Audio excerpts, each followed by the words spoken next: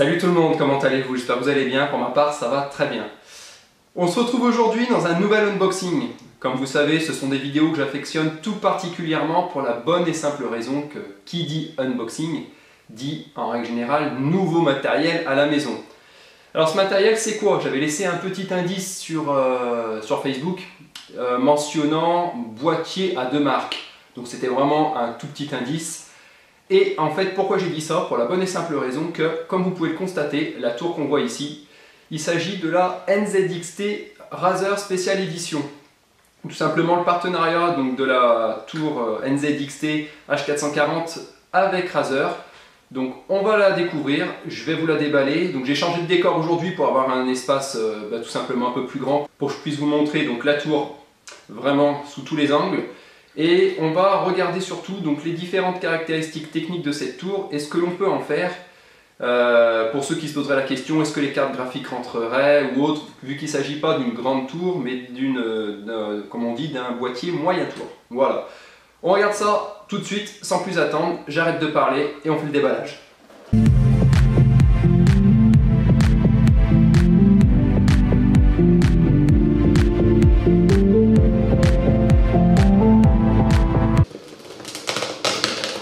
Voilà. Et on se retrouve donc avec le devant de la tour face à nous, à l'ouverture. Allez voilà, on fait un focus donc sur la tour maintenant déballée. On a le manuel NZXT H440 car comme vous le savez en fait il s'agit du boîtier H440 de chez NZXT. Donc là, ne pas prendre en compte cette marque là NZXT est ici car nous on aura les logos Razer estampillés là et là. Donc, ce que j'apprécie particulièrement déjà dans un premier temps c'est la face avant. Donc de couleur noir mat. On peut le voir, c'est tout noir mat. On a juste des petits rappels à certains endroits, donc plastique glossy. Donc voilà pour la face avant. Je vais enlever l'autocollant, voilà, pour qu'on voit mieux donc les 3 serpents. Je vais vous faire un zoom dessus. Voilà. Je pense que vous voyez bien.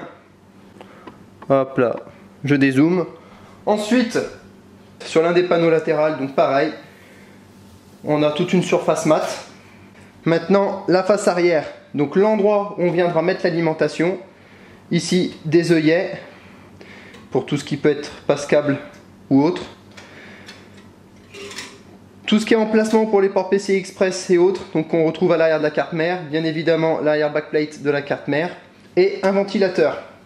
Et pour terminer, donc, l'une des faces latérales où on voit toute la config. Allez, quelques caractéristiques techniques. Au niveau des dimensions, on est sur un boîtier de 220 par 510 par 475,3 mm bien entendu. Au niveau du poids, 9,5 kg, ce qui reste assez raisonnable. Au niveau des baies internes, donc 6 slots 3 pouces et demi et 2,5. On remarquera l'absence en façade de lecteur optique, j'y reviendrai par la suite. Il y a 7 slots d'extension, on a 3 ventilateurs 120 mm sur le devant, qu'on verra par la suite en détail, et un 140 à l'arrière. 4 ports USB sur le dessus du boîtier, et un port casque et un port micro. Alors, maintenant, sur le côté que je vous présente, on a ici le ventilateur 140 mm à l'arrière, de marque NZXT, bien évidemment. Ici, c'est l'emplacement où l'on viendra mettre l'alimentation, donc qui est totalement masqué, caché, avec bien évidemment des ouvertures ici, des ouvertures également là. On se retrouve avec 2 slots pour donc des SSD. On retrouve des œillets un peu partout, vous voyez, en caoutchouc pour pouvoir faire passer les câbles. Format ATX pour la carte mère, bien évidemment. On reviendra après par la suite pour voir tout ce qui peut être carte graphique ou autre. Si elle rentre dedans, vous allez voir, j'ai toutes les réponses. Ensuite, on passe sur le devant. Alors, est-ce que vous voyez? Oui, on va venir démonter la face avant. Une fois la face avant démontée, on se retrouve en présence de 3 ventilateurs au format 120 mm, ainsi qu'une grille filtre qui permet tout simplement d'éviter de faire passer la poussière. On remarquera tout simplement, vous me direz, l'absence de slot 525. En effet, NZXT a choisi délibérément sur ce genre de modèle, donc le H440, de ne pas mettre de lecteur 525. Vous me direz maintenant, tout est dématérialisé, et en ce qui concerne l'installation de son OS, on peut très bien passer par une clé USB ou alors un lecteur optique externe. On remarquera également donc ce câble qui vient en fait directement sur la façade avant. Il s'agit tout simplement de la possibilité d'éclairer la marque Razer. Pour démonter le filtre, rien de plus simple, il suffit, regardez, une toute petite pression, ce sont deux aimants qui sont de part et d'autre, ici, et de soulever vers le haut. Et pour le replacer, il suffit de venir le replacer vers le bas et voilà, d'accompagner de cette manière-là. Donc rien de plus simple. Sur l'autre face du boîtier, on remarquera ici une petite carte de contrôle, c'est tout simplement pour les ventilateurs. Alors ça c'est pas mal parce qu'ils ont eu la bonne idée de mettre une petite carte de contrôle à l'arrière pour les ventilateurs. Ça évite de trop saturer au niveau de la carte mère et surtout de pouvoir faire passer tous les câbles en fait à l'arrière pour ainsi les cacher. On retrouve également donc ici tous les emplacements pour disque dur, c'est ce que je vous disais tout à l'heure précédemment. Et là, il s'agit tout simplement de la visserie. On doit se retrouver normalement avec un jeu de visserie de la part de NZXT. Voilà, donc de la visserie, en veux-tu en voilà, un petit scotch 3M, des serre-câbles, une petite notice en couleur. Voilà. Je disposais avant justement d'un de ces boîtiers, un NZXT Phantom. Et ayant eu aimé énormément donc cette marque, je me suis repenché du côté de NZXT, mais avec le partenariat Razer. On marquera la présence sur l'un des panneaux latéraux donc d'une petite plaque en mousse où viendront se fixer, où viendront se caler tous les câbles. Ils ne seront pas donc contre la paroi en métal, ce qui pourrait chauffer, mais bien contre la mousse, donc c'est plutôt pas mal. En plus ça vient amortir. Et on retrouve également cette texture, cette mousse sur le dessus en fait de la tour NZXT. Côté face arrière, on retrouve donc l'emplacement pour la carte mère au niveau des connectiques. Ici tout ce qui peut être carte graphique ou autre sur support PCI Express. On retrouve des œillets également, le ventilateur au format 140 mm. Et ici, l'alimentation que l'on vient placer. On enlève ici les vis, on vient mettre l'alimentation et on remet par-dessus. Et on retrouve également donc ici un filtre qui est sur le dessous. Voilà, je l'enlève. Vous avez un filtre qui est dessous l'alimentation. Très simple d'accès et surtout très simple à remettre en quelques secondes. On finit le tour du propriétaire avec ici, vous voyez, donc des bandelettes blanches. Il y en a 3 et en fait ces bandelettes blanches viendront s'allumer en vert une fois qu'on aura appuyé derrière le petit bouton que je vous ai montré sur la face arrière du boîtier. Donc une lumière verte, côté façon un petit peu néon, pas agressif du tout, ce qui vient rappeler tout simplement les couleurs de chez Razer, tout simplement, hein, vu qu'on est toujours dans les tons noir et vert. Donc c'est 3 petites bandelettes de couleur verte et ici on voit le filtre comme je vous disais tout à l'heure. Il suffit de faire comme ça, voilà, et de l'enlever. Revenons à l'intérieur du boîtier. Donc on remarquera, comme je vous ai dit tout à l'heure, la possibilité de mettre une carte mère au format ATX, donc format on va dire le plus classique, surtout pour les gamers. Ce qu'on pourrait remarquer, c'est se dire, est-ce que si j'ai une grosse carte graphique, est-ce que celle-ci rentrera en longueur? Alors ça c'est vrai que c'est une question qu'on peut se poser pour la bonne et simple raison qu'on rentre sur des formats de cartes graphiques allant jusqu'à 38 il me semble, 380 mm. Alors écoutez, j'ai tout simplement des cartes graphiques avec moi. Voilà, je vais pas vous spoiler mais ce sera un peu le but des prochaines vidéos, me dire si vous voulez que j'assemble le PC en entier et voir les différentes étapes. J'ai tout simplement pour mon futur PC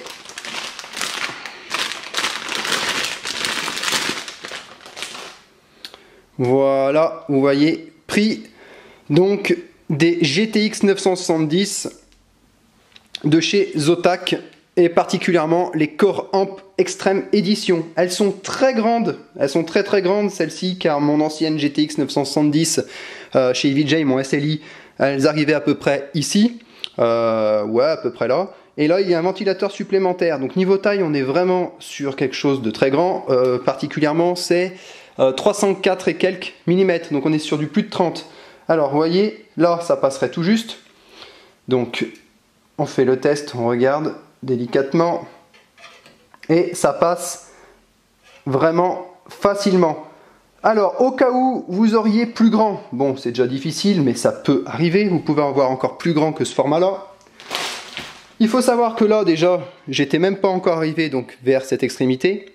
Si jamais c'est le cas, si jamais c'était votre cas et que vous arriviez donc à buter contre, vous pouvez enlever. En fait, ces baies sont escamotables. Et il suffit, vous voyez, d'enlever une baie. Donc là, j'ai enlevé une baie et la carte graphique pourrait aller à la limite jusqu'ici si jamais elle dépassait vraiment. Moi, j'étais sur du 30, même si c'est du 8 cm de plus, on arriverait par là. Donc vous savez que vous pouvez enlever une baie, voire deux, si vous avez un SLI de grande carte graphique. Comme je vous ai dit, hein, c'est quand même assez difficile de faire plus grand que ça. Vous voyez. Donc si jamais c'était le cas, soyez rassurés, votre SLI de carte graphique rentrerait à l'aise, easy comme on dit. Donc voilà, on revient sur la face avant, et puis pour ceux qui en douteraient, j'ai tout simplement sorti donc les deux cartes graphiques pour vous montrer qu'une fois à l'intérieur, les deux rentrent convenablement, vous voyez. Donc à la rigueur, je mettrai peut-être pas donc les disques en dessous, mais elles rentrent facilement, bien espacées, il y a de la place sur les côtés, sur le côté droit, et en plus il y a les ventilateurs qui viendront faire leur effet. Vous avez la possibilité de faire un water cooling très facilement. Ce que j'entends très facilement, c'est qu'ils ont tout prévu pour un bon water cooling, que ce soit pour le CPU ou alors aussi bien les cartes graphiques. Donc vous pourrez vous en donner à cœur joie. Il y a vraiment tout ce qui est prévu niveau emplacement. Sur le dessus également, vous pouvez mettre donc par exemple tout ce qui serait pour le CPU. Voilà, je fais un zoom sur le dessus du boîtier pour vous montrer que tout simplement ce qui concerne donc un futur water cooling, ici vous pouvez mettre donc tout ce qui est emplacement, donc des ventilos, et puis après vous pouvez mettre votre pompe ou tout ce que vous souhaitez. Donc il y a vraiment tout ce qu'il faut pour water cooler votre processeur, aussi bien donc les cartes graphiques. Voilà les amis, donc c'est avec plaisir que je vous ai présenté cette vidéo unboxing. Comme vous savez, hein, ça peut être qu'un plaisir lorsqu'on présente un produit qu'on vient d'acheter. Je vous propose tout simplement, c'est-à-dire que pas à pas, vous montrer, faire des unboxings de tout composant que j'ai pu acheter. À savoir carte mère, bon les cartes graphiques j'ai un peu spoilé on va dire, les deux cartes graphiques, les deux GTX. Si vous voulez voir simplement chaque composant que j'ai pris ou alors voir le montage du futur PC que je suis en train de me faire, si ça vous intéresse vous me le dites et puis je ferai des petites vidéos dessus. Par contre j'avoue que la carte mère c'est peut-être intéressant que je fasse un unboxing réellement indépendant, au moins pour la carte mère si vous voulez pas voir le reste, et je vous montrerai tout ça. Voilà, en ce qui concerne donc cette config là. Il y a autre chose qui arrivera prochainement, où là je pense que ça peut vous plaire, c'est le montage d'une grosse config. Alors d'une grosse config, pourquoi? Parce que comme vous avez pu voir peut-être sur la table tout à l'heure, j'avais même pas fait gaffe, donc je vais pas refaire la vidéo, je l'ai vu après. Voilà, ce qu'il y a donc deux Strix, donc deux Asus, ce sont tout simplement des GTX 980 Ti, j'ai bien dit les TI éditions. Donc du lourd, du très très lourd sincèrement, voilà, il va y avoir une grosse config en fait qui va être faite prochainement, et si ça vous intéresse, je vous montrerai cette config là, et je vous montrerai sur un jeu ce que ça donne. Voilà. Je vous souhaite en tout cas une excellente journée, je vous dis à la prochaine pour donc un autre unboxing, et puis pourquoi pas, on va voir tout simplement le montage de cette tour de A à Z, ce que je vais faire, ce que je vais y mettre dedans. Je tiens à dire une chose pour ceux qui habitent dans la Loire. Alors même un peu, enfin n'importe où, mais précisément dans la Loire, il est intéressant en fait d'acheter ces pièces à LDLC dans le magasin. Pour ceux qui commandent à LDLC, autant les prendre dans le magasin, pour la bonne et simple raison que le jour où vous avez un problème, ça peut arriver, hein, c'est des composants électroniques, on est dans l'informatique, vous bénéficiez d'une garantie magasin. Alors si vous achetez sur le web, il faudra tout simplement renvoyer le produit ou autre, même s'ils ont un bon SAV LDLC, hein, ça je reviens pas dessus. On dispose d'un magasin maintenant, enfin dernièrement sur Saint-Étienne, donc personnellement moi maintenant mes pièces je les prends là-bas, au cas où j'ai un souci au moins je peux aller sur place, donner mon matos et puis ben il l'opère sur place. Voilà, on a des chirurgiens, il l'opère. Voilà, écoutez, je vous dis à la prochaine et puis n'hésitez pas à me dire ce que vous voulez par la suite, d'accord? Allez, ciao ciao.